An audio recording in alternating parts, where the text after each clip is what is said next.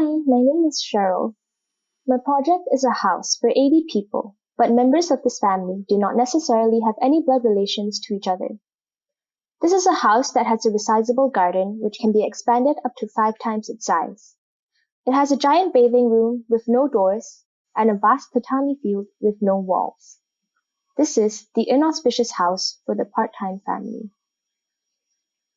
Post-World War II introduced the perfect nuclear family model as a biopolitical tool to encourage economic growth in Japan. This corporate family structure acted as a productive unit or machine. The father works a white-collar job, the mother tends to the family members, and the educational-minded children are fixated on achieving academic goals. Architectural typologies that were a direct result of this propaganda included the NLDK family house, N being the number of bedrooms, which in plan can be seen as typically segregated with a distinct function assigned to each domestic space. Looking at the film Shoplifters, the topic of kinship fluidity starts to surface as direct blood relations between STEM family members decrease in significance and spontaneous adoption for strangers becomes an option to construct their own choice of chosen family. The characters collectively seek refuge under the convenient label of family in order to pool together their resources and labor to lessen their individual financial burdens. The flexibility in family structure is reflected in the spaces that they live in, resembling the Ming-cut typology, where there is a large tatami room with interchangeable furniture that can be rearranged according to their needs and time of day. With less partition walls and more shared areas of living, the disregard for the once sacred nuclear family values is evident. Building on the idea of being able to choose one's own family members, two films that explore rental family as a phenomenon that emerged to deal with one's own psychological void is Noriko's Dinner Table and Rent a Family Inc. The entire scripted industry of rental family is built upon the exchange of temporary, superficial relationships with money as a commodity. The employees rent themselves out by hourly charge to role-play the given scenarios dictated by clients who hire them. This involves employees acting out personalities and roles when showing up at the scheduled meeting with the client, whereby both parties attend and pretend to be family despite knowing well the reality behind the scenes.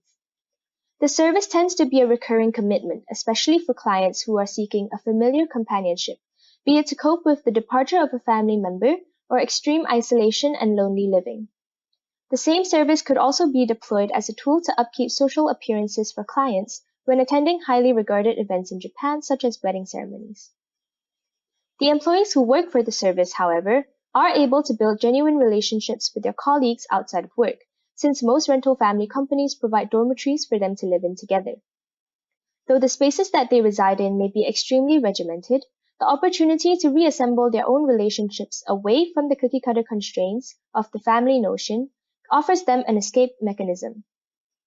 Ironically, though the lifestyle that they lead may be a complete subversion from the canonical pathway, they are upholding the perpetuation of this nuclear family ideal through their work, since it is virtually impossible to eliminate it from history.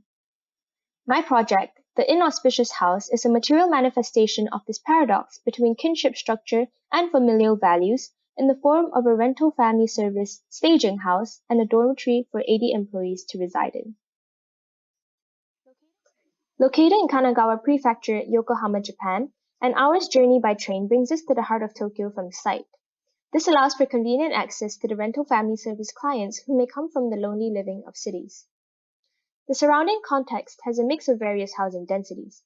The site was chosen because a believable residential neighborhood environment has to be facilitated for the front of house of the project to blend into.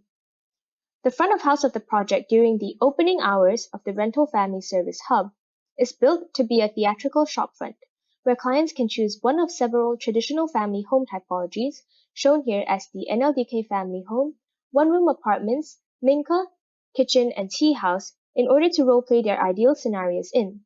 This allows for the clients to pick and choose how and what environment they want their desires to be fulfilled in, tailoring the service to exactly what they lack.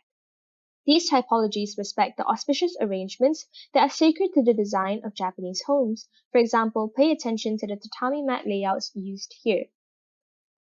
These purely scenic backyards to the front of house, which provide even more stages for the rental family service to be performed in, also follow a set of age-old rules to promenade garden design, again to build up a true-to-reality simulation for the client's experience.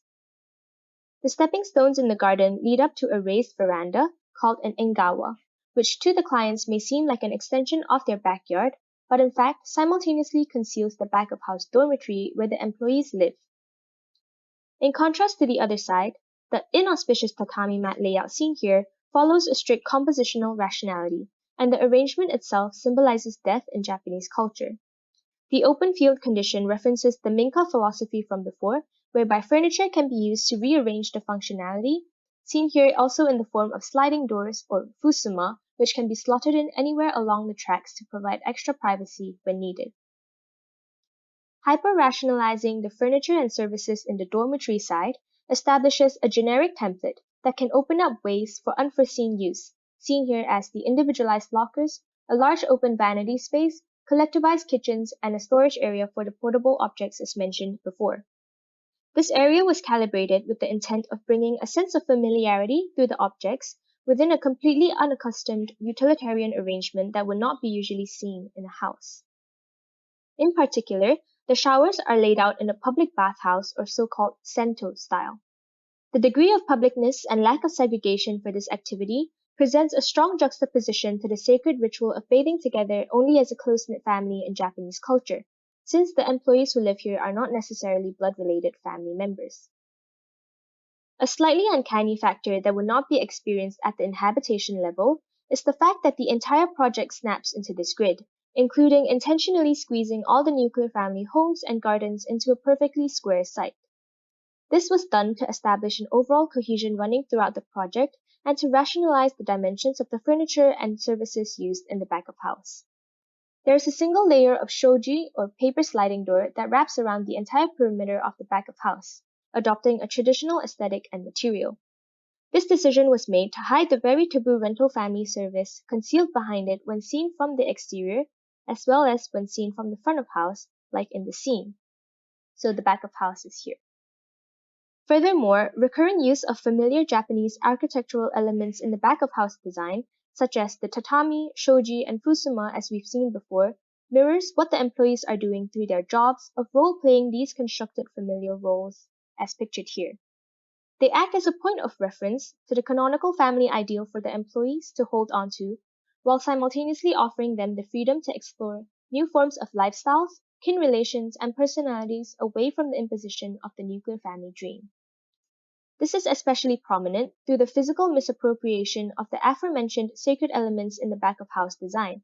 For example, the tatami sizes used here actually subvert from the production size, but keeps the 2:1 ratio, snaps to the invisible grid, and is arranged in an inauspicious layout in the culture, unlike those present in the front of house.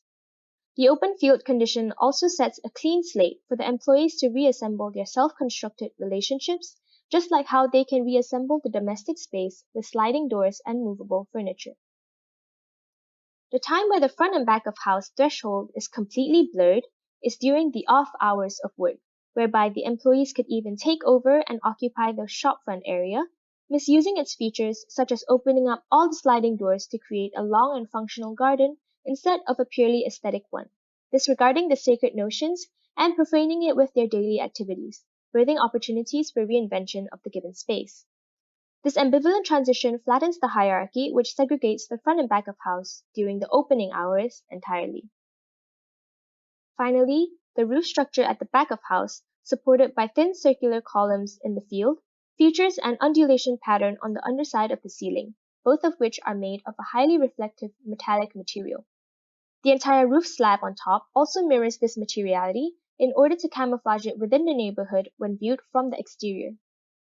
The closer together the undulation is on the ceiling, the more distorted the reflection would be and vice versa.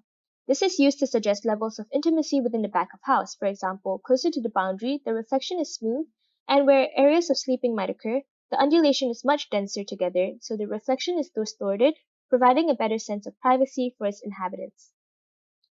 Thus, the inauspicious house is a response to encourage new radical forms of fluid kin relations to form for the employees. At the same time, the project acknowledges that ingrained nuclear family values in Japanese society is slow to dissolve. The project stands as a compromise between the two, facilitating modes of life and opportunities for reinvention and misuse in the back of house, which represent a new sacred to the employees, while at the same time offering them a sense of familiarity through the subtle references to the old profane. Thank you.